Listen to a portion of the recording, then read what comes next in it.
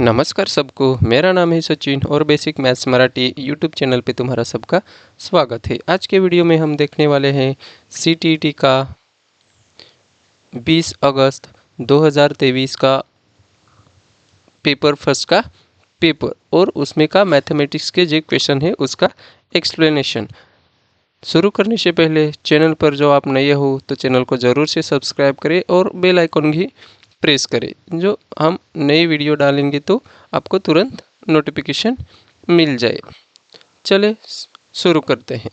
31 जो गणित का मैथमेटिक्स का जो 31 जो क्वेश्चन है वो हम पहले देखने वाले हैं। तो देखो, निम्नलिखित में से कौन से कथन, ये पेडालॉजी का क्वेश्चन है। तो कथन निम्नलिखित में से कौन से कथन की प्रकृति के बारे में सबसे उपयुक्त है। तो ए दिया गया है, यह बच्चे को सृजनात्मक बनने में सहायता करता है। बी दिया गया है, यह बच्चे की कल्पना को पोषित करने में सहायता करता है। और सी दिया गया है, यह निगमात्मक विवेचक तर्क पर आधारित है। और डी दिया गया है, यह हमेशा अभिसारी होता है। तो देखो, सही विकल्प चुनिए। तो कौन सा सही, ए बी सी डी में से कौन सा सही है। तो देखो, हम एक एक ऑप्शन का एक्सप्लेनेशन देखते हैं। पहला जो दिया, यह बच्चे के सृजनात्मक बनने में सहायता करता है, सही है। गणित में समस्या समाधान, पैटर्न की पहचान और वैकल्पिक तरीकों से सोचने की क्षमता बच्चों को रचनात्मक बनाती है, इसलिए ये सही है। बी ऑप्शन का देखेंगे, यह बच्चों की कल्पना को पोषित करने में सहायता करता है, सही है। गणितीय अवधारणा जैसी कल्पनाशील संख्याएं, ज्यामिति और अमूर्त सोच बच्चों की कल्पना को बढ़ावा देता है, मतलब बी भी सही है। सी देखेंगे, यह निगमनात्मक विवेचन तर्क पर आधारित है, बिल्कुल सही। गणित में निष्कर्ष निकलने के लिए निगमनात्मक तर्क, डिडक्टिव रीजनिंग का प्रयोग होता है। तो सी भी सही है। तो डी ऑप्शन, यह हमेशा अभिसारी मतलब अमूर्त होता है, तो ये हर वक्त सही नहीं होता। तो आसांख्यिकी रूप से सही, गणित में अमूर्तता होती है लेकिन यह हमेशा अमूर्त नहीं होता। प्राथमिक स्तर पर गणित ठोस वस्तुओं और उदाहरणों से सिखाया जाता है, इसलिए सही ऑप्शन हमारा कौन सा रहेगा, ए बी और सी। और डी हमारा गलत है। तो कौन सा आंसर सही रहेगा हमारा, तो पहला वाला, मतलब सही ऑप्शन कौन सा, ए और बी और सी जो दिया गया है वो हमारा सही आंसर रहेगा।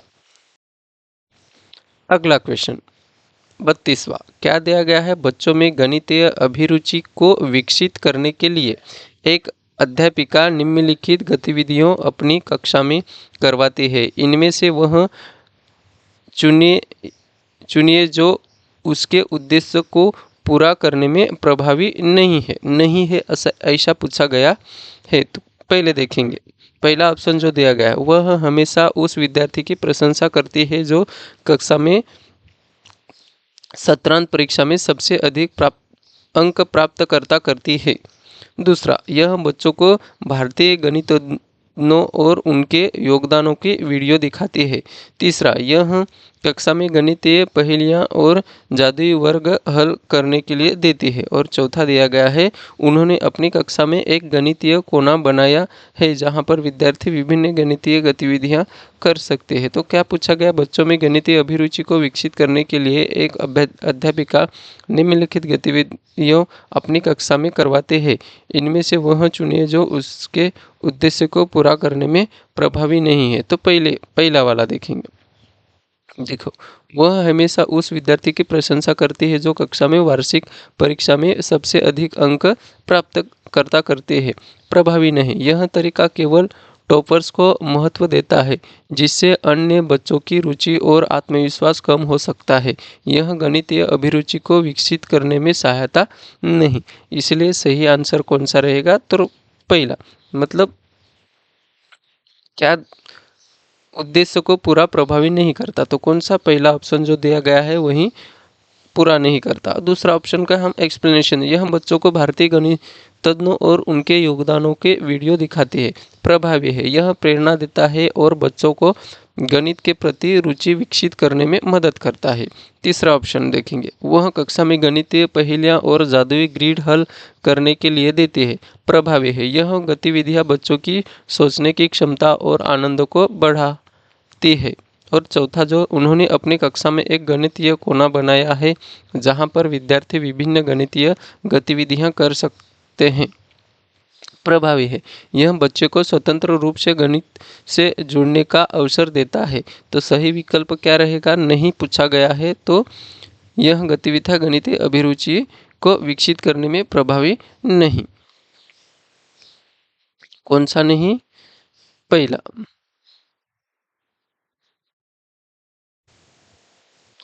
33वां प्रश्न, क्या दिया गया है, निम्नलिखित कथनों में से कौन सा सही नहीं है? क्या पूछा गया है? सही नहीं। कथनों में से कौन सा कथन सही नहीं? तो पहला कथन जो दिया गया है, विद्यार्थी को त्रुटियां उनके सोचने की प्रक्रिया चिंतन के बारे में जानकारी देती है। दूसरा, गणित में सब हम पढ़ेंगे पहले, बाद में डिसाइड करेंगे। तो गणित में त्रुटियां अधिकतम का हिस्सा होती है। गणित में त्रुटियां शिक्षकों को उनके पाठ की योजना बनाने में मदद करती है। और चौथा जो दिया गया है, विद्यार्थी की त्रुटियों को अनदेखा कर देना चाहिए क्योंकि त्रुटियां की ओर इशारा उनको प्रेरणाहीन करेगा। तो एक एक ऑप्शन हम देखेंगे, उसका एक्सप्लेनेशन भी देखेंगे। तो पहला ऑप्शन, विद्यार्थी को त्रुटि उनके सोचने की प्रक्रिया चिंतन के बारे में जानकारी देते हैं। तो सही है, जब बच्चे गलती करते हैं तो उससे उनके सोचने की तरीके का पता चलता है। यह शिक्षण में सहायक होता है।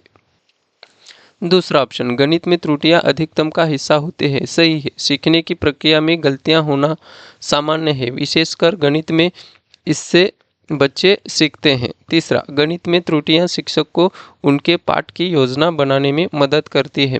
सही है, बच्चे को गलतियों से शिक्षक समझते हैं कि कहाँ कठिनाई हो रही है और उसी अनुसार योजना बनाते हैं। तो चौथा जो दिया गया है, विद्यार्थी की त्रुटियों को अनदेखा कर देना चाहिए क्योंकि त्रुटियों की ओर इशारा उनको प्रेरणाहीन करेगा। तो ये सही नहीं, यह कथन गलत है। त्रुटियों को अनदेखा करना सीखने की प्रक्रिया को बाधित करता है। सही तरीके से त्रुटियां की ओर ध्यान दिलाना बच्चों को सुधारने और सीखने में मदद करता है। तो सही आंसर कौन सा रहेगा? नहीं है। निम्नलिखित कथनों में से कौन सा सही नहीं? तो कौन सा सही नहीं? जो चौथा ऑप्शन दिया गया है वही सही नहीं। विद्यार्थियों की त्रुटियों को अनदेखा कर देना चाहिए क्योंकि त्रुटियों की ओर इशारा उनको प्रेरणाहीन करेगा। अनदेखा कभी अनदेखा करना नहीं चाहिए। 34वां प्रश्न, क्या दिया गया है, आकलन के बारे में निम्नलिखित में से कौन सा कथन सही नहीं है? सही नहीं पूछा गया है। तो पहला जो ऑप्शन दिया गया है, मानक संदर्भित आकलन नैदानिक परीक्षण और उपचारात्मक शिक्षण में उपयोगी है। मानदंड संदर्भित आकलन विद्यार्थियों को अधिगम में निपुणता का मूल्यांकन करना है। तीसरा, मानदंड संदर्भित आकलन नैदानिक परीक्षण और उपचारात्मक शिक्षण में उपयोगी है।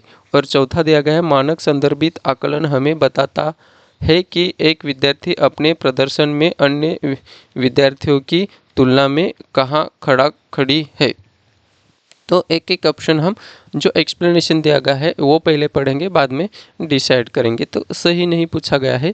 तो मानक संदर्भित आकलन नैदानिक परीक्षण और उपचारात्मक शिक्षण में उपयोगी है। तो सही नहीं। मानक संदर्भित नॉर्म रेफरेंस्ड आकलन का उद्देश्य विद्यार्थियों की तुलना करना होता है, न कि उनकी व्यक्तिगत कठिनाइयों को पहचानना। नैदानिक परीक्षण और उपचारात्मक शिक्षण के लिए यह उपयुक्त नहीं है। तो सही आंसर कौन सा रहेगा हमारा? पहला ही जो ऑप्शन दिया गया है वही सही नहीं। तो मानक संदर्भित आकलन नैदानिक परीक्षण और उपचारात्मक शिक्षण में उपयोगी होता है, तो उपयोगी नहीं होता, इसलिए ये गलत है। दूसरा ऑप्शन, मानदंड संदर्भित आकलन विद्यार्थियों के अधिगम में निपुणता का मूल्यांकन करता है। सही, यह आकलन यह दर्शाता है कि विद्यार्थी किसी विशेष मानदंड लक्ष्य को कितना प्राप्त कर पाया है। दूसरा, मानदंड संदर्भित आकलन नैदानिक परीक्षण और उपचारात्मक शिक्षण में उपयोगी है। सही है, यह विद्यार्थियों की कमजोरी को पहचानने और सुधारात्मक उपायों की योजना बनाने में सहायक होता है। और चौथा जो ऑप्शन दिया गया है, मानक संदर्भित आकलन में हमें बताता है कि एक विद्यार्थी अपने प्रदर्शन में अन्य विद्यार्थियों की तुलना में कहाँ खड़ा खड़ी है। तो सही है, यह आकलन तुलनात्मक होता है और समूह के भीतर रैंकिंग दर्शाता है। तो सही आंसर कौन सा? तो पहला जो बताया गया है, मानक संदर्भित नैदानिक परीक्षण और उपचारात्मक शिक्षण में उपयोगी है, तो उपयोगी नहीं है। मानक संदर्भीय आकलन का उद्देश्य विद्यार्थियों की तुलना करना होता है, न कि उनकी व्यक्तिगत कठिनाइयों को पहचानना। तो नैदानिक परीक्षण और उपचारात्मक शिक्षण के लिए यह उपयुक्त नहीं। तो सही कौन सा रहेगा? पहला ऑप्शन हमारा सही रहेगा। प्रश्न 35वां क्या दिया गया है? गणितीय अधिगम सामग्री। ए दिया गया है, सूत्र के प्रदर्शन में शिक्षकों की मदद करती है। बी, स्वतः अधिगम में विद्यार्थियों की मदद करती है। बी, निर्देश देने में शिक्षकों की मदद करती है। और डी दिया गया है, कक्षा में अधिगम वातावरण का निर्माण करने में मदद करती है। तो गणितीय अधिगम सामग्री क्या क्या है? तो देखिए, आंसर तो तीसरा दिया गया है, मतलब बी और डी जो दिया गया है वही सही है, लेकिन उसका एक्सप्लेनेशन हम देखते हैं। गणितीय अधिगम सामग्री मैथमेटिक्स लर्निंग मटेरियल और TLMS के मुख्य उद्देश्य में अमूर्त गणितीय अवधारणा को मूर्त रूप देना और सीखने की प्रक्रिया को रुचिकर बनाना है। तो बी ऑप्शन दिया गया है। बी ऑप्शन क्या दिया गया है? तो स्वतः अधिगम में विद्यार्थियों की मदद करती। स्वतः अधिगम में विद्यार्थियों की मदद करते हैं गणितीय सामग्री जैसे कि गिनतारे, एबाकस, भिन्नात्मक पट्टियाँ, फ्रैक्शन बार्स या जियोबोर्ड्स छात्रों को स्वतंत्र रूप से अवधारणाओं का पता लगाने और स्वयं सीखने सेल्फ लर्निंग इंडिपेंडेंट लर्निंग में मदद करती है। और डी जो ऑप्शन दिया गया, कक्षा में अधिगम वातावरण का निर्माण करने में मदद करते हैं। शिक्षण सहायक सामग्री का उपयोग कक्षा को अधिक इंटरैक्टिव, आकर्षण और सक्रिय सीखने का माहौल बनाने में मदद करता है, जिससे विद्यार्थियों की गणित में रुचि बढ़ती है। और जो गलत है, तो ए और सी कथन कम सटीक है। सामग्री सूत्रों के प्रदर्शन में मदद कर सकते हैं, लेकिन यह उनका प्राथमिक उद्देश्य नहीं है। उनका मुख्य उद्देश्य वैचारिक समझ विकसित करना है। इसी तरह वे निर्देश देने में सीधे तौर पर मदद नहीं करते, बल्कि निर्देशों का पालन करते हुए सीखने की प्रक्रिया की उपयोग के लिए जाते हैं। इसलिए पहला और ए और सी गलत है। गलत ऐसा नहीं कुछ बोल सकते हम, लेकिन सूत्रों के प्रदर्शन में ये अधिगम सामग्री प्राथमिक रूप में तो कौन है? स्वतः अधिगम में विद्यार्थियों की मदद करती है और कक्षा में अधिगम वातावरण का निर्माण करती है। तो कौन सा सही? बी और डी। तो इसलिए हमारा तीसरा ऑप्शन सही है। प्रश्न 36वां क्या दिया गया है? राष्ट्रीय शिक्षा नीति NEP 2020 के अनुसार देश भर में विभिन्न विषयों में ओलंपियाड और प्रतियोगिताएं होंगी। तो किस प्रकार की प्रतियोगिताएं होंगी? सरल प्रतियोगिताएं होंगी या मजबूत, हस्तांतरित और कम? तो 4 विकल्प दिए गए हैं, सरल, मजबूत,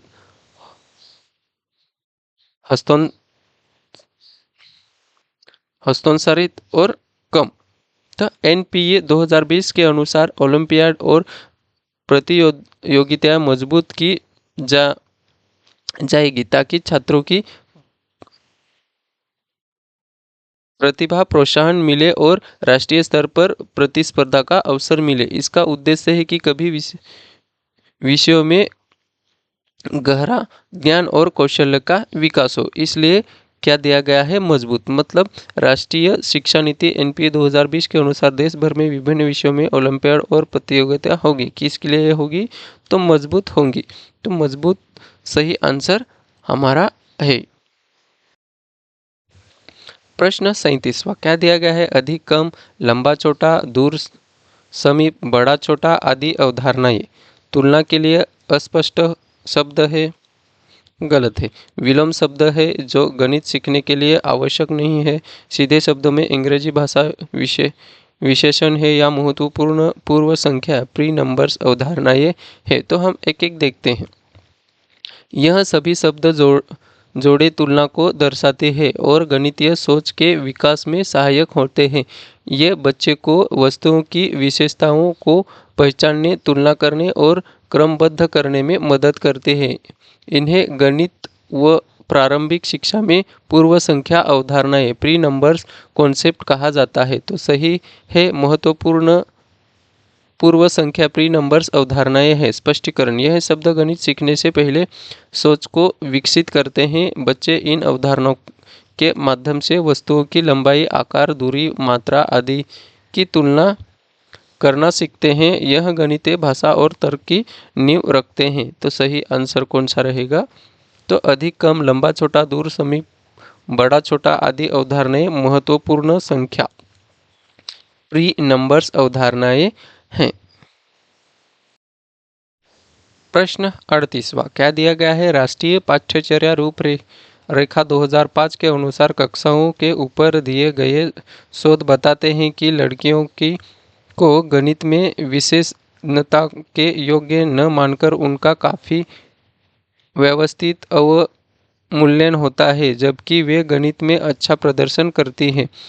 इसका सबसे उपयुक्त कारण क्या होता है? तो पहला, गणित में लड़कियों का खराब प्रदर्शन उनके गणित के प्रति प्रचलित भय के कारण होता है। दूसरा, गणित अपनी प्रकृति द्वारा की पुरुष प्रधान विषय है। तीसरा, समाज की लिंग संबंधी धारणाएं इस मान्यता की ओर ले जाती है कि लड़के समस्या समाधान की ज़्यादा नवीन कार्य विधियां उपयोग करते हैं और इसलिए उन्हें बेहतर अवधारणात्मक समझ होती है। और जो चौथा दिया गया है, लड़कों में गणितीय क्षमताएं जन्मजात है। तो पहले देखेंगे हम क्या कौन सा सही रहेगा। तो समाज की लिंग, तो तीसरा जो ऑप्शन दिया गया है वो सही है। तो क्यों सही है देखेंगे हम। समाज की लिंग संबंधी धारणाएं इस मान्यता की ओर ले जाते हैं कि लड़कियां समस्या समाधान में अपने नवीन गणनात्मक उपयोग करते हैं और इसके लिए उन्हें बेहतर अवबोधन समझ होती है। स्पष्टीकरण, समाज की लिंग संबंधी धारणाएं इस मान्यता की ओर ले जाते हैं लड़की समस्या समाधान ज़्यादा नवीन कार्य विधियां उपयोग करते हैं और इसलिए उन्हें बेहतर अवधारणात्मक समझ होती है। तो यही सही। और क्यों सही है तो इसका स्पष्टीकरण भी दिया गया है। तो एनसीएफ 2005 इस बात पर जोर देता है कि लड़कियों की गणितीय क्षमता को सामाजिक पूर्वाग्रह को कारण कम आंका जाता है। यह मान्यता है कि लड़की गणित में बेहतर होते हैं समाज की लिंग आधारित सोच का परिणाम है, न कि वास्तविक प्रदर्शन का। और शोध बताता है कि लड़कियां भी गणित में उतनी ही सक्षम होते हैं, लेकिन उन्हें अवसर और प्रोत्साहन कमी होती है। प्रश्न 39वां क्या दिया गया है? कक्षाई शोध यह दर्शाते हैं कि अधिकांश विद्यार्थी गणित को उसी कक्षा में जो अन्य विषय में पढ़ते हैं उनसे अधिक कठिन समझते हैं। गणित की प्रकृति का निम्नलिखित में से कौन सा पहलू इस भय को बढ़ावा देता है? तो पहला, गणित का विस्तृत ज्ञान भंडार। दूसरा, गणित में दिए गए प्रश्न के अनेक उत्तर होने की व्यापकता। और तीसरा, गणित में किसी समस्या के समाधान करने के लिए कई अलग अलग प्रणालियों की व्यापकता। और चौथा दिया गया है गणित में प्राथमिक अवधारणाओं की अमूर्त प्रक्रिया। तो देखो, यह प्रश्न इस बात की केंद्रित है क्यों विद्यार्थी गणित को अन्य विषयों की तुलना में अधिक कठिन समझते हैं? 4 विकल्पों में से सही उत्तर वह होगा जो गणित की अमूर्तता एब्स्ट्रैक्शनेस को दर्शाती है, क्योंकि यही वह पहलू है जो बच्चों को समझने में सबसे अधिक चुनौतीपूर्ण लगता है। तो सही आंसर कौन सा रहेगा? चौथा। जो चौथा दिया गया हुआ है, गणित में प्राथमिक अवधारणाओं की अमूर्त प्रकृति। स्पष्टीकरण: गणित की कई अवधारणाएं जैसी संख्या, जोड़ घटाव, गुणा भाग आदि सीधे दिखाई नहीं देती, वे अमूर्त होते हैं। बच्चों को जब तक इन अवधारणाओं को ठोस उदाहरणों से नहीं समझाया जाता, तब तक वे उन्हें कठिन और डरावना मानते हैं, और यह अमूर्तता की गणित के प्रति भय को जन्म देते हैं, विशेषकर प्रारंभिक कक्षाओं में। तो इसलिए गणित में प्राथमिक अवधारणाओं को अमूर्त प्रकृति ये क्या है? तो इस भय को बढ़ावा देता है। प्रश्न 40वां, क्या दिया गया है? निम्नलिखित में से गणितीय खगोल विज्ञान के क्षेत्र में काम किया है तो किसने? आर्यभट्ट ने, भास्कर ने, रामानुजन ने और महावीर ने। तो सही आंसर कौन सा? आर्यभट्ट। आर्यभट्ट ने क्या गणितीय खगोल विज्ञान के क्षेत्र में काम किया है? तो देखो विवरण उसका हम देखते हैं। तो आर्यभट्ट 476 ने गणित और खगोल विज्ञान में अत्यंत महत्वपूर्ण कार्य किए। उनकी रचना आर्यभट्टीय में त्रिकोणमितीय बीजगणित और खगोल विज्ञान के गणितीय सिद्धांतों का उल्लेख है। उन्होंने पृथ्वी की घूर्णन गति, ग्रहों की स्थिति और ग्रहण की गणना जैसे विषयों का कार्य किया है। भास्कर एक ने भी आर्यभट्ट के कार्यों को आगे बढ़ाया, लेकिन मूल योगदान आर्यभट्ट का था। रामानुजन का कार्य विरुद्ध गणित में था, खगोल विज्ञान में संबंधित नहीं। और महावीराचार्य ने जैन गणित पर कार्य किया, लेकिन खगोल विज्ञान में नहीं। तो हमको पूछा क्या गया? गणित, खगोल और विज्ञान, इसमें तीनों में काम करने वाला कौन था? तो आर्यभट्ट ही था। प्रश्न 41वां, क्या है? एक सब्जी बेचने वाला पालक ₹60 प्रति किलोग्राम बेच रहा था। सोनू ने 350 ग्राम पालक लिया, जिसके लिए सब्जी बेचने वाले ने सोनू से 21 ब्रैकेट में ₹6 प्लस ₹6 प्लस ₹3 लिए। सब्जी बेचने वाले द्वारा प्रयोग में लाए गए इस गणितीय कौशल के संबंध में निम्नलिखित में से कौन सा से कथन सत्य है? तो पहला कथन दिया गया है, यह गणितीय कौशल अस्पष्ट है। बी दिया गया है, यह कौशल कक्षा में गणितीय प्रश्नों को हल करने के लिए लाभदायक नहीं है।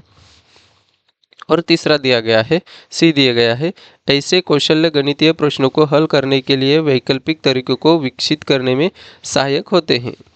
तो सही विकल्प चुनिए। तो ए और बी सही है या नहीं? दूसरा ऑप्शन दिया गया है केवल ए, और तीसरा केवल बी, और चौथा दिया गया है केवल सी। तो पहले तो हम विश्लेषण देखेंगे। देखिए क्या 60 प्रति किलोग्राम मतलब 0.06 प्रति ग्राम। तो 350 gram into 0.06 is equal to कितना होता है? तो 21 रुपये। यह सही गणना है। तो सब्जी वाले ने इसे 6 रुपये 6 रुपये 6 रुपये 6 प्लस 6 प्लस 6 प्लस 3 के रूप में तोड़ा, यानी 100 ग्राम के लिए 6 रुपया। तो ऐसे करके कितना 350 ग्राम होता है। यह एक स्थानीय गणितीय कौशल्य है जो रोजमर्रा की भाषा और व्यवहार में गणना को सरल बनाता है। तो विकल्प का मूल्यांकन, यह गणितीय कौशल्य अप्रभाव है, गलत है। कौशल्य अस्पष्ट, यह गलत है। बी, यह कौशल्य बच्चों में गणितीय प्रश्नों को हल करने के लिए लाभदायक नहीं है, ये भी गलत है। ये गलत है, यह बच्चों के व्यावहारिक सोच सिखा सकती है। और सी दिया गया है, यह ऐसे लोकल गणितीय प्रश्नों को हल करने के लिए वैकल्पिक तरीकों को विकसित करने में सहायक होते हैं। सही, यह वैकल्पिक सोच को बढ़ावा देता है। तो कौन सा सही रहेगा? तो केवल सी, मतलब चौथा ऑप्शन जो हमारा है वही सही है। प्रश्न 42वां, क्या दिया गया है? निम्नलिखित में से कौन सी परिस्थिति यह दर्शाती है कि बच्चे ज्ञान का निर्माण स्वयं कर रहे हैं? तो पहला दिया गया है, कक्षा का सर्वोत्तम छात्र छात्रा पाठों को ऊंचे स्वर में पढ़ रही है और बाकी के विद्यार्थी उसके पीछे पीछे दोहरा रहे हैं। दूसरा, बच्चे एक साथ पहाड़ों का कविता पाठ कर रहे हैं। तीसरा, बच्चों को हस्तकौशल्य सामग्री जैसे संख्याओं के ग्रिड आयताकार सारणियों में व्यवस्थित गिट्टियाँ दी गई है और वे इनका प्रयोग कर गुणक के पैटर्न खोज रहे हैं। और चौथा दिया गया है, शिक्षक ने श्यामपट्ट पर अधूरे पाढ़े लिखे हैं और बच्चे उन पाढ़ों को श्यामपट्ट पर लिखकर पूरा कर रहे हैं। तो पूछा क्या गया है, निम्नलिखित में से कौन सी परिस्थिति यह दर्शाती है कि बच्चे ज्ञान का निर्माण स्वयं कर रहे हैं? तो कक्षा का सर्वोत्तम छात्रा, देखो, संज्ञानात्मक विकास के संरचना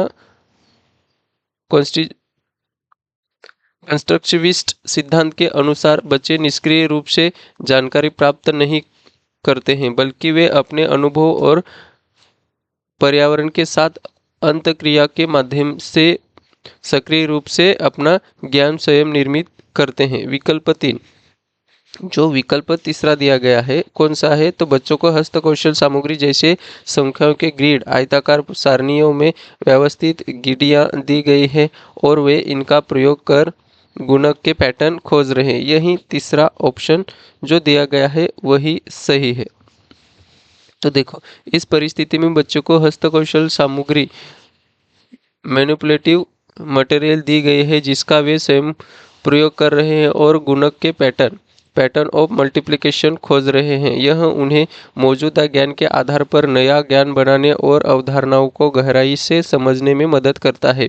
वे जांच आधारित शिक्षा इंक्वायरी बेस्ड लर्निंग में लगे हुए हैं। अन्य विकल्प का थोड़ा सा देखेंगे। विकल्प निष्क्रिय हैं। विकल्प 1 और 2, बच्चे केवल दोहरा रहे हैं या कविता पाठ कर रहे हैं। रटना सीखना जो ज्ञान का सक्रिय निर्माण नहीं है।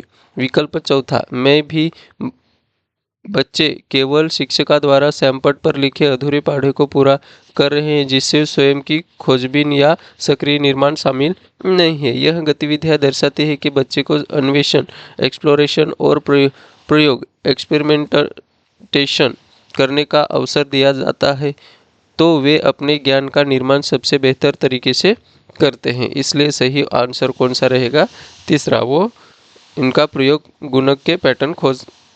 बच्चों को हस्तकौशल सामग्री जैसी संख्याओं का ग्रिड आयताकार सारणी में व्यवस्थित गिट्टियाँ दी गई है और वे इनका प्रयोग कर गुणक के पैटर्न खोज रहे हैं। 43वां प्रश्न, क्या दिया गया है? निम्नलिखित में से कौन सा प्राथमिक विद्यालय के शिक्षार्थी को भिन्न 2/3 और 4/6 के बीच तुल्यता की कल्पना करने में मदद करने का सबसे उपयुक्त तरीका है? तो विभाजन भाग विधि का उपयोग। दूसरा, लघुत्तम समापवर्त्य विधि का उपयोग। भिन्न डिस्क का उपयोग और कैलकुलेटर का उपयोग। कैलकुलेटर का उपयोग तो कभी नहीं करना चाहिए। तो विकल्प का विश्लेषण देखते हैं। विभाजन भाग विधि का उपयोग, यह तरीका उपयोगी हो सकता है लेकिन छोटे बच्चों के लिए दृश्यात्मक समझ अधिक प्रभावी होती है, इसलिए ये सही नहीं है। लघुत्तम समापवर्त्य विधि का उपयोग, यह गणितीय प्रक्रिया लेकिन प्राथमिक स्तर के बच्चों के लिए जटिल हो सकती है, इसलिए दूसरा भी सही नहीं। भिन्न डिस्क का उपयोग, यह सबसे उपयुक्त तरीका है। भिन्न डिस्क फ्रैक्शन डिस्क बच्चों को दृश्य रूप में यह समझने में मदद करते हैं 2/3 और 4/6 बराबर है। वे रंगीन हिस्सों को देखकर तुल्यता को महसूस कर सकते हैं। यह निर्माणात्मक अधिगमन का बढ़ावा देता है। कैलकुलेटर का उपयोग, यह केवल उत्तर देने में सहायक है, समझ विकसित करने में नहीं, इसलिए सही ऑप्शन कौन सा रहेगा? भिन्न डिस्क का उपयोग। कैलकुलेटर सही उपयोग, भिन्न डिस्क का उपयोग, यही सही आंसर रहेगा। 44वां क्वेश्चन, क्या दिया गया है? एक शिक्षिका गणित कक्षा में रोल प्ले भूमिका निर्वाह विधि का उपयोग करती है। उसका उद्देश्य है बच्चों को व्यस्त रखना, बच्चों का बहिर्वेशन और बच्चों का मनोरंजन या अनुशासन बनाए रखना। तो क्या एक शिक्षिका गणित कक्षा में रोल प्ले भूमिका निर्वाह विधि का उपयोग करते हैं, उसका उद्देश्य क्या है? बच्चों को व्यस्त रखना, विचारों का बहिर्वेशन और बच्चों का मनोरंजन। मनोरंजन देखते हैं, ऑप्शन देखते हैं क्या दिया गया है। बच्चों को व्यस्त रखना, यह सहायक सहायक हो सकता है लेकिन यह मुख्य उद्देश्य नहीं है। विचारों का बहिर्वेशन, यह मुख्य उद्देश्य है। भूमिका निर्वाह विधि बच्चों को अपनी सोच, तर्क और समझ को व्यस्त करने का अवसर देती है। वे संवाद, क्रिया और कल्पना के माध्यम से गणितीय अवधारणा को जीवंत करते हैं। तो सही आंसर कौन सा रहेगा? बच्चों का बहिर्वेशन। तो बच्चों का मन, यह द्वितीयक लाभ हो सकता है लेकिन शैक्षणिक उद्देश्य नहीं, इसलिए ये भी गलत, पहला ऑप्शन भी गलत। और अनुशासन बनाए रखना, अनुशासन यह प्रबंधन तकनीक हो सकती है लेकिन शिक्षक विधि का उद्देश्य नहीं, इसलिए सही आंसर कौन सा है? दूसरा ऑप्शन, विचारों का बहिर्वेशन। प्रश्न 45वां क्या दिया गया है? संख्या बोध विकसित करने में उपकरणा सबिटाइजिंग एक महत्वपूर्ण भूमिका निभाती है। निम्नलिखित में से कौन सा उदाहरण है जो विद्यार्थी में उपकरणा के कौशल्य का प्रदर्शन करता है? तो पहला दिया, विद्यार्थी संख्या 6 की पहचान 5 में एक जोड़ने के रूप में करता है। दूसरा ऑप्शन दिया गया, विद्यार्थी एक पासा उछालता है और बिना बिंदुओं डॉट्स को गिने यह बताने में सक्षम है कि यह 4 है। और तीसरा, विद्यार्थी संख्या 4 की पहचान 5 में से एक निकालने के रूप में करता है। और चौथा दिया गया है, विद्यार्थी संख्या 5 की पहचान 4 के परिवर्ती के रूप में करता है। तो विकल्प का विश्लेषण देखेंगे, बाद में हम डिसाइड करेंगे। पहला, विद्यार्थी संख्या 6 की पहचान 5 में एक जोड़ने के रूप में करता है, यह संख्या रचना है, उपकरणा नहीं। दूसरा, विद्यार्थी एक पासा उठाता है और बिना बिंदुओं को गिने यह बता देता है कि यह 4 है, तो यह सटीक उदाहरण है उपकरण करना का। तो बच्चा बिना गिने संख्या को पहचान रहा है। तो सही आंसर कौन सा रहेगा? एक, जो फासा, विद्यार्थी एक फासा उछालता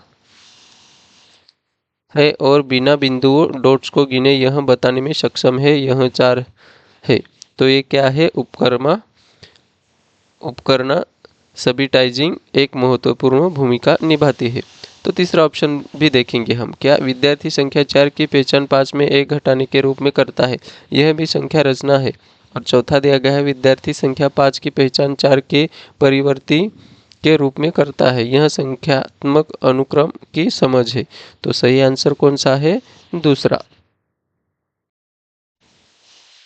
प्रश्न 46वां क्या दिया गया है? प्रियदर्शिनी ने 4.8 किलोग्राम बादाम, 2500 ग्राम किशमिश और 3.5 किलोग्राम काजू को मिला दिया तथा यह मिश्रण के बराबर बराबर 3 दर्जन पैकेट बना दिए। प्रत्येक पैकेट का भार क्या है? तो हमको ये छुड़ाना है। पहले तो हम देखेंगे, देखो क्या दिया गया है, 4.8 किलोग्राम। 4.8 किलोग्राम मीन्स कितना ग्राम? तो उसको हम 1 किलोग्राम में कितना ग्राम रहता है? तो 1000 ग्राम रहता है। तो उसको हम गुना करेंगे तो कितना होगा? तो 4800 ग्राम। ये क्या है? बादाम। दूसरा जो दिया गया है कितना? 2500 ग्राम। इसका कुछ करेंगे नहीं करेंगे, ग्राम में ही दिया गया है, तो 2500 ग्राम। और तीसरा दिया गया है क्या? काजू। काजू कितने दिए गए? 3.5 किलोग्राम को हम ग्राम में कन्वर्ट करेंगे। तो ग्राम में कन्वर्ट करने के लिए कितना करेंगे? 3500। क्यों? इधर गुना करेंगे तो ये 3 जीरो इधर जाएंगे, लेकिन ये 0.1 है तो एक जीरो कम होगा। तो ये तो आपको सबको पता ही है। किशमिश और काजू को मिला दिया तथा इस मिश्रण को बराबर बराबर 3 दर्जन पैकेट। 3 दर्जन मतलब 3 दर्जन में कितने रहते हैं? 12। तो 3 दर्जन मतलब कितना? कितने दर्जन होंगे, कितने पैकेट होंगे, तो 36 पैकेट होंगे।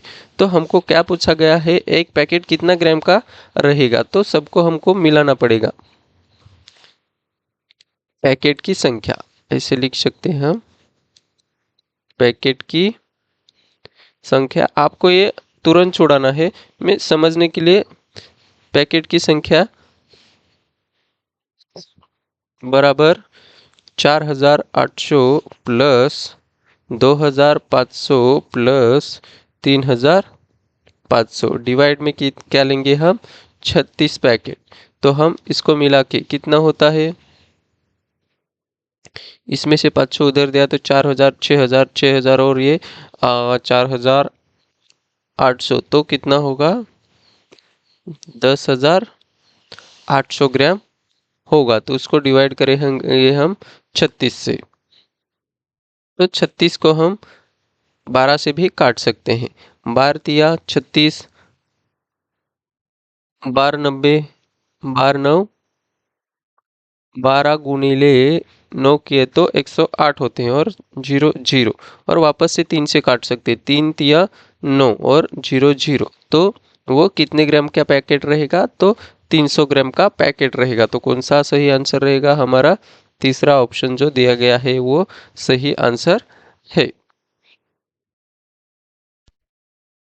अगला प्रश्न क्या दिया गया है, एक वर्ग की भुजा 5 सेंटीमीटर है, यदि इस वर्ग की भुजा दोगुनी कर दी जाए तो नया क्षेत्रफल कितने गुना हो जाएगा।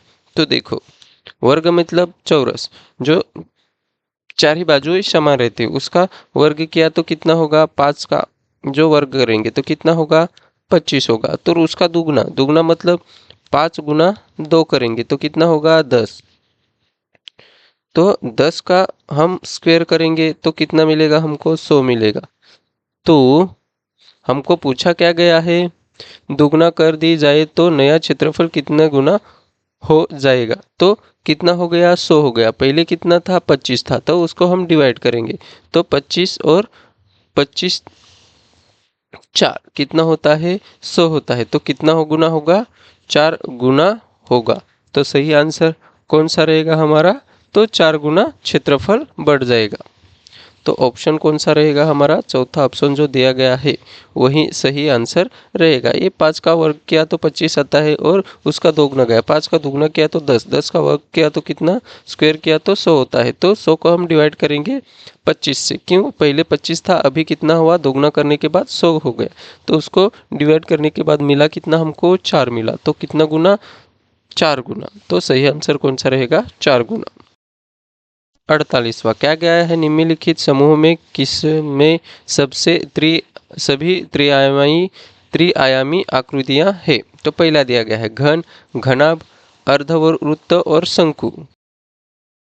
तो देखो, घन, घनाभ और अर्धवृत्त और शंकु, ये घन, घनाभ और शंकु ये त्रिआयामी है। लेकिन जो अर्धवर्तुल है वो क्या, सॉरी, अर्धवर्तुल नहीं, अर्धवृत्त मतलब वो वर्तुल ही रहेगा।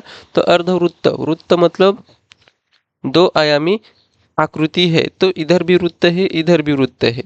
तो कौन सा सही रहेगा, चौथा, क्योंकि 3 ऑप्शन में वृत्त दिया गया है। वृत्त मतलब जो वर्तुल रहता है, वो सर्कल रहता है, वो क्या है, तो वृत्त है।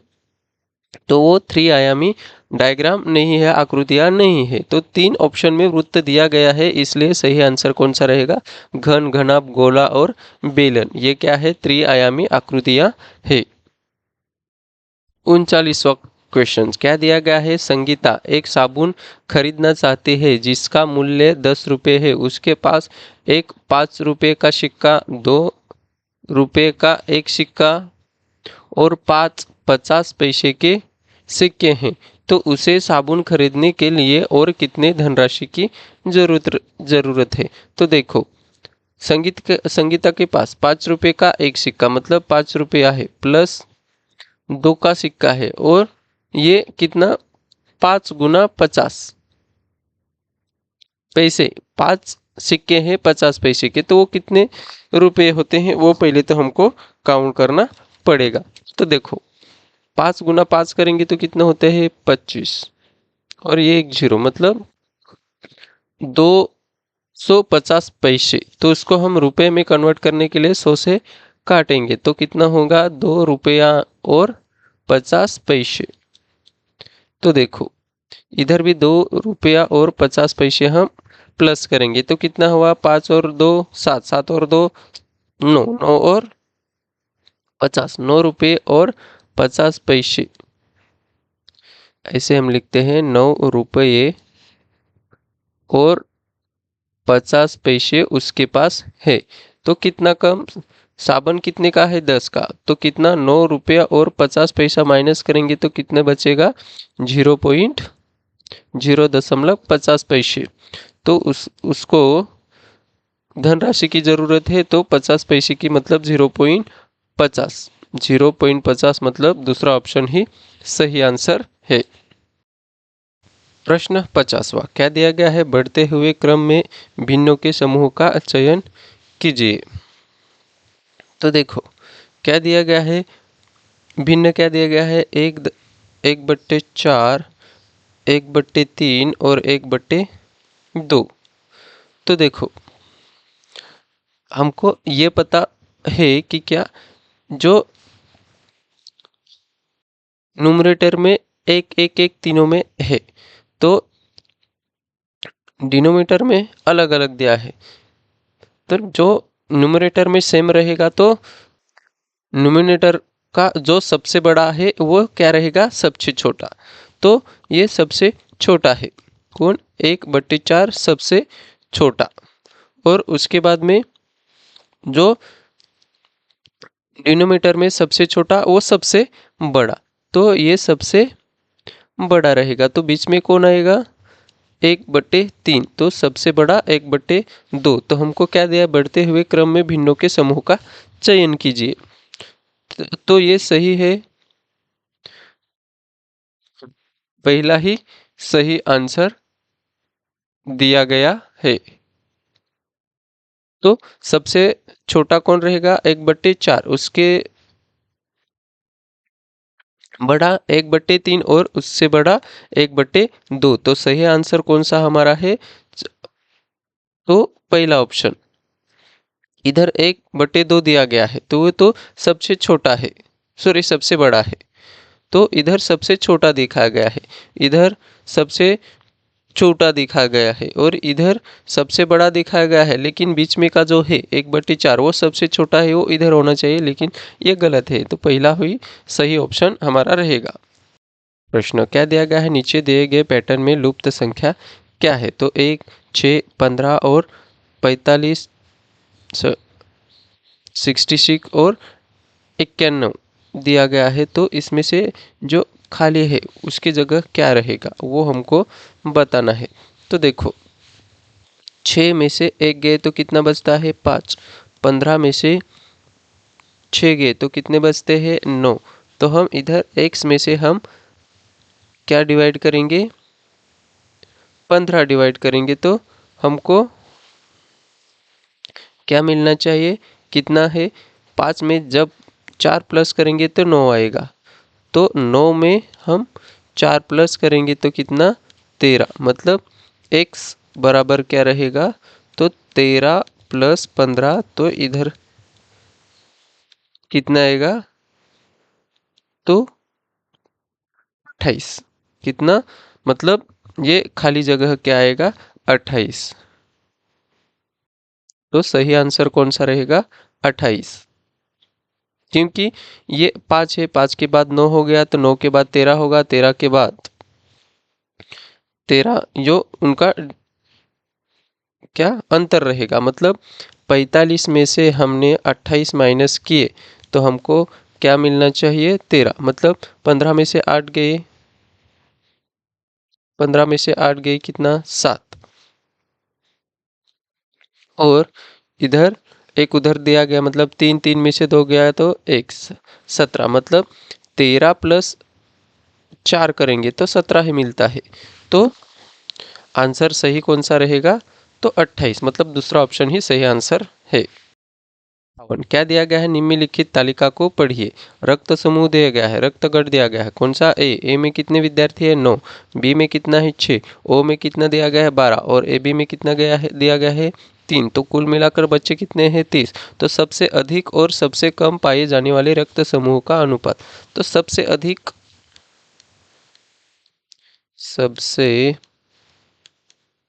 अधिक लोगों में कौन सा रक्त समूह रहता है, तो ए बी, सबसे अधिक रक्त समूह वाले लोग, रक्त समूह वाले लोग कौन है, तो ए बी है। और सबसे ज्यादा, सॉरी, सबसे अधिक और सबसे कम, सबसे कम इधर क्या आएगा, सबसे कम रक्त समूह वाले लोग कौन रहते हैं, तो ओ। तो हमको पूछा क्या गया है, सबसे अधिक और सबसे कम। तो सबसे पाए जाने वाले रक्त समूह का अनुपात, सबसे अधिक और सबसे कम पाए जाने वाले, सबसे अधिक कौन है, ए बी, और सबसे कम कौन है, ओ। तो ए बी का कितना दिया गया है, 3, और ओ का कितना दिया गया है, 12। तो कितना, 1 और 3, 1 कम 3 और 3 चौके 12। तो 1 और 4। तो कौन सा सही आंसर हमारा है, तो हमारा सही आंसर कौन सा रहेगा, पहला ऑप्शन ही सही आंसर है। 53, निम्नलिखित में से कौन सा कथन सत्य नहीं है, सत्य नहीं पूछा गया है। तो पहले देखो, यदि एक पतंग के समूह कोण बराबर हो तो वह एक आयत बन जाता है। नहीं, पतंग के समूह कोण एक समान नहीं रहते, तो वो आयत आयत आयत मतलब हर एक कोना कितना रहता है, 90 डिग्री का रहता है, तो उसको हम आयत बोलते हैं। तो ये तो आयत हो ही नहीं सकता। दूसरा, यदि एक आयत की सभी भुजाएं बराबर हो तो वह एक वर्ग बन जाता है। भुजाएं बराबर तो वो आयत है, आयत मतलब 90 डिग्री, और भुजाएं बराबर है तो वर्ग बराबर है। यदि एक समचतुर्भुज के सभी कोण बराबर हो तो वह एक वर्ग बन जाता है, ये भी सही है। यदि एक समांतर चतुर्भुज के सभी कोण बराबर हो तो वह एक समांतर चतुर्भुज के सभी कोण बराबर, तो ये तो ये भी सही है, ये भी सही है। लेकिन यदि एक पतंग पतंग इस टाइप रहता है तो सामने वाला कोण बराबर रहता है, चारों कोण समान नहीं। तो सम्मुख कोण बराबर हो तो वह आयत बन जाता है, नहीं, ये अलग रहेगा, क्योंकि आयत में सभी कोण कितने रहते हैं, 90 डिग्री के रहते हैं। तो गलत कौन सा है, तो पहला ऑप्शन दिया गया है वही सही गलत आंसर है, इसलिए वो हमारा सही आंसर है। प्रश्न 54वां क्या दिया है, अम्मी ने 36 सर्वक्षम वर्गों को अलग अलग प्रकार के आयतों में व्यवस्थित कर रही है। वह इन वर्गों द्वारा अलग अलग प्रकार के कितने आयत बना सकती है। तो देखो, क्या दिया गया है, 36 को सर्वसम वर्गों मतलब 36 का 6 गुना 6 करेगा, तो अलग अलग प्रकार के आयतों में व्यवस्थित कर रही है। वह इन वर्गों द्वारा अलग अलग प्रकार के कितने आयत बन सकती है।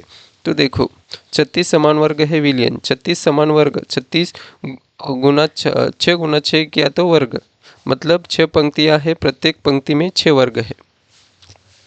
तो विभिन्न आयतों के रूप में 36 समान वर्गों को व्यवस्थित करने के लिए पंक्तियां 6 से कम होनी चाहिए।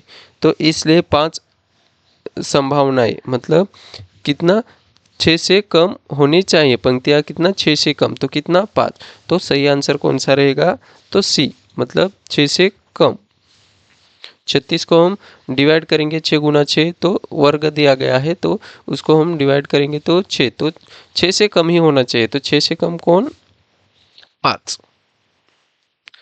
तो 5 संभावनाएं, मतलब 5 संभावना है, तो 1 2 3 4 और 5 पंक्तियां है, तो कितने, 5। 55, क्या दिया है, रूबीना ने कार से 16:50 अपनी यात्रा शुरू की और उसी दिन 21:15 बजे समाप्त की। यात्रा पूरा करने के लिए लिया गया समय। तो देखो हम इधर देख रहे हैं कितना 16:50। तो निकटतम क्या है, तो वो 17 बजे निकले ऐसे हम सोच सकते हैं। तो मतलब 17, 18, 19, 20 और 21:15। तो पहले हम ये 1 घंटा, 2 घंटे, 3 घंटा और 4 घंटा, लेकिन 17 बजे हम लिए, लेकिन 16:50 मतलब 17 बजने के लिए कितने मिनट बाकी रहे, तो 10 मिनट, मतलब 10 प्लस वो, और ये 21:15 मतलब 21 के बाद कितना है 15, तो इसको हम प्लस करेंगे तो कितना 25, मतलब 4 घंटा, 4 घंटे और कितना मिनट, तो 25 मिनट। तो सही आंसर कौन सा रहेगा, 4 घंटे और 25 मिनट। तो तीसरा ऑप्शन में दिया गया है 4 घंटे और 25 मिनट में वो यात्रा पूरी करेगी। प्रश्न 56 क्या दिया गया है, 100 में एक पूर्ण संख्या जोड़ी जाती है और फिर वह संख्या 100 में से घटा दी जाती है, इस प्रकार प्राप्त हुई दोनों संख्याओं का योगफल। देखो क्या है, 100 में से एक पूर्ण संख्या जोड़ी जाती है और फिर वही संख्या 100 में से घटाई जाती है। तो देखो क्या दिया गया है, 100 में से हम x को, सॉरी, 100 में एक पूर्ण संख्या जोड़ी, वो क्या जोड़ी, x जोड़ी, और फिर वही संख्या 100 में से घटा दी। तो वापस से हम 100 में से क्या, वही संख्या जो हमने मान ली वो घटाएंगे, इस प्रकार प्राप्त हुई दोनों संख्या का योगफल। तो देखो योगफल मतलब दोनों का प्लस करेंगे तो कितना, 100 प्लस एक्स और प्लस 100 माइनस एक्स, तो एक्स तो कट जाएगा, बचेगा कितना 200। तो कौन सी संख्या रहेगी, वो योगफल क्या रहेगा, तो 200। प्रश्न 57 क्या दिया गया है, 100 लाख को निम्नलिखित रूप में भी जाना जाता है। 100 लाख मतलब कितना, 100 लाख, 100 लाख, 100 लाख मतलब क्या, निम्नलिखित में से रूप में भी जाना जाता है। तो 1 बिलियन, 10 करोड़, 1 करोड़ या 1 मिलियन। तो 100 लाख मतलब कितना, 1 करोड़। तो कौन सा आंसर सही रहेगा, तो तीसरा ऑप्शन। तो इसको हम ऐसे भी छुड़ा सकते हैं, मतलब 1 लाख, देखो 100 लाख मतलब 1000, 10,000 और लाख, और 100 लाख मतलब 1 लाख को 100 बार गुना करेंगे तो हमको क्या मिलता है, तो एक पे कितना जीरो, 1, 2, 3, 4, 5, 6 और 7, 1, 2, 3, 4, 5, 6 और 7, तो एकम दशम मतलब 1 करोड़। तो ये क्या हुआ, 1 करोड़। और 10 करोड़ में तो कितने आएंगे, 10 करोड़। ये 10 करोड़ में, 1 करोड़ में 100, तो 10 करोड़ में कितना आएगा, तो 1000 लाख, 1000 लाख मतलब 10 करोड़। और 1 मिलियन, 1 मिलियन में कितना रहता है, तो 10 लाख रहता है खाली। 1 मिलियन में कितना, 10 लाख। प्रश्न 58 क्या दिया गया है, निम्नलिखित में से कौन सी व्यवस्था संख्याओं को अवरोही क्रम में निरूपित करती है। अवरोही मतलब उसको हम डिक्रीजिंग, डिसेंडिंग, असेंडिंग और डिसेंडिंग। तो डिसेंडिंग में क्या है, तो देखो संख्याएं पहले तो हम देखेंगे, 10.5, 1.50, बाद में 1.055 और 1.05 और 1.005 और 0.155, मतलब इसको हम क्या कर रहे हैं, अवरोही क्रम में मतलब डिसेंडिंग ऑर्डर में लगाना है। तो सबसे बड़ा तो कौन रहेगा, 10.5, उसके बाद में कौन रहेगा, 1.50, तो उसके बाद में 1.50 सबसे बड़ा, उसके बाद में 50, 50 के बाद कौन, उससे छोटा कौन है, तो उससे छोटा तो कौन, सॉरी ये गलत लिखा मैंने, शून्य, सॉरी 0 दशमलव थोड़ी रहेगा, बराबर है 1.50 ही रहेगा। बाद में 1 दशमलव उससे छोटा, इससे छोटा तो कौन रहेगा, 1 दशमलव वाला ये 50 है, 50 से कम।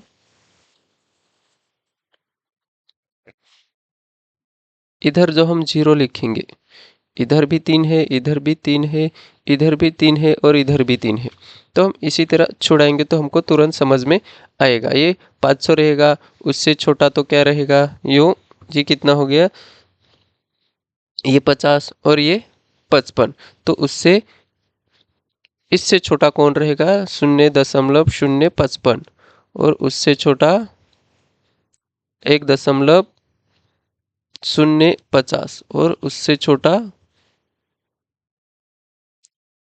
1.005 और उससे छोटा कौन रहेगा, 0.155। तो सबसे बड़ा ये, बाद में ये, बाद में 55 और 0.050 और ये। तो सही आंसर कौन सा रहेगा हमारा, ये यही है, क्या है, डिसेंडिंग ऑर्डर, मतलब अवरोही क्रम में बराबर बताया गया है। क्वेश्चन 59 क्या दिया गया है, 59। निम्नलिखित में से कौन सा 3630 का गुणनखंड नहीं है, नहीं पूछा गया है, नहीं है। तो देखो पहले हम ये देखेंगे 11 से काटने के लिए, तो 3, 6, 3 और 0, इनका 2 का प्लस और इनका 2 का प्लस करेंगे तो ये, और इवन और ऑड नंबर्स जो है उनका प्लस करके माइनस करेंगे। ये 6 होते हैं, -6 करेंगे तो 0, मतलब 6 से तो काटता है, सॉरी 11 से। इनका जो अंतर निकालेंगे तो एक तो वो 0 होना चाहिए, 11 होना चाहिए, 22 होना चाहिए या 33, ऐसा कुछ। तो वो 0 आ गया, इसलिए 11 से काटते हैं।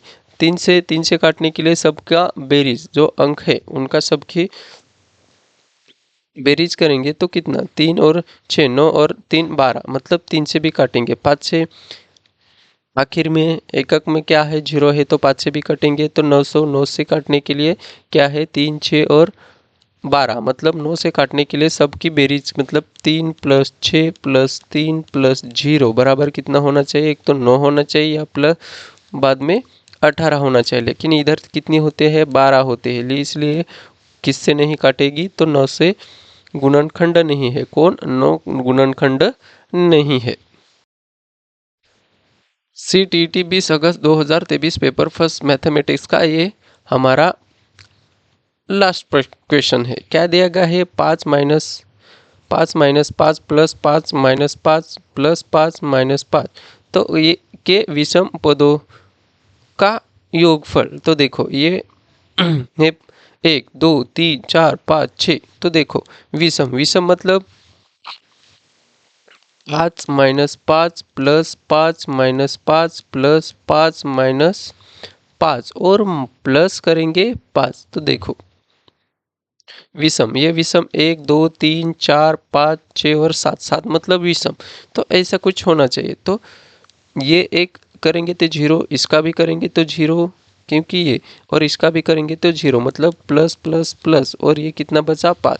तो कितना आंसर हमारा आएगा, 5। तो सही आंसर कौन सा रहेगा, चौथा ऑप्शन में जो दिया गया है वही सही आंसर बताया गया है। तो इसी तरह हमारा 20 अगस्त 2023 का पेपर ख़त्म हो गया है, जो गणित के हम एक्सप्लेनेशन ले रहे थे। तो आपको वीडियो पसंद आया होगा तो ज़रूर से लाइक करें, और कुछ बताना होगा तो कमेंट भी करें, और अच्छा लगे तो शेयर भी करें, और सब्सक्राइब तो आप लोगों ने किया ही होगा। धन्यवाद।